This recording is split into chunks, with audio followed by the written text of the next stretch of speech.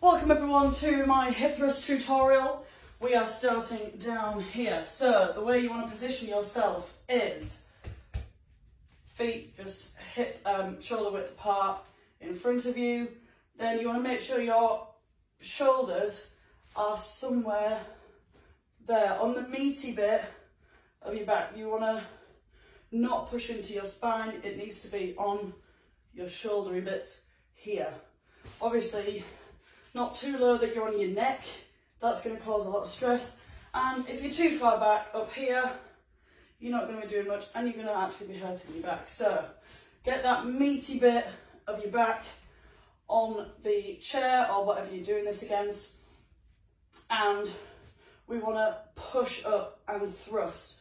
Remember, you can, a lot of people do this slightly incorrectly and they try and keep their back straight because we do everything else with a straight back. This is one of the only things that you don't need to keep your back straight, otherwise you'll look like this. And we don't want to throw our head back like that. We keep our chin tucked in and we lift. And you really want to squeeze underneath because you want to get that extra inch and get that extra range of motion, and then you can release. And you can see this curvature here, releasing the glutes to the floor, sort of like a duck bend. Like you are allowed to do that with glute, hip thrusts and glute bridges, guys. Don't think you need to keep your back straight with these. It is in the squeezing and the releasing of your glutes, yeah? Also, a lot of people do come to me and say, I can only feel it in my quads. What I want you to focus on, if you can just feel it in your quads, is pushing your weight into your heels. So if you push your weight into your heels, the weight will travel down the back of your leg into your glutes.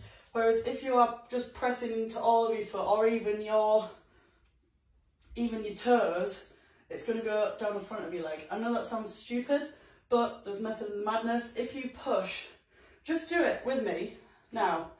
You can feel it more if you do a single one. If you lift a single one, push through your heel, you can feel that. You can feel the tension down the back of your leg and straight into your glute. Yeah? You can definitely feel that. So when you're doing your hip thrusts, make sure you are pushing into your heels and squeezing the glutes from underneath. I don't just want you to go to here, I want you to go to there. It's that extra inch of squeezing that will engage all of your glute, yeah? Okay, any questions on that one?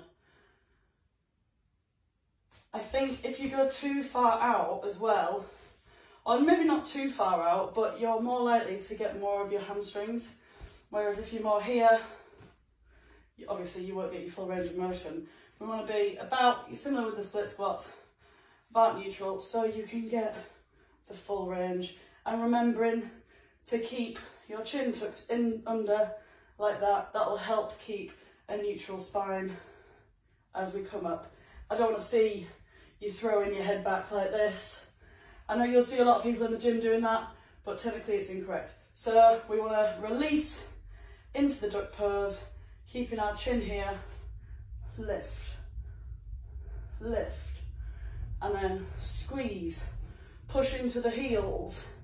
There's lots to think about at the same time, but once you nail it, practice makes perfect, and you'll love it. Bye guys.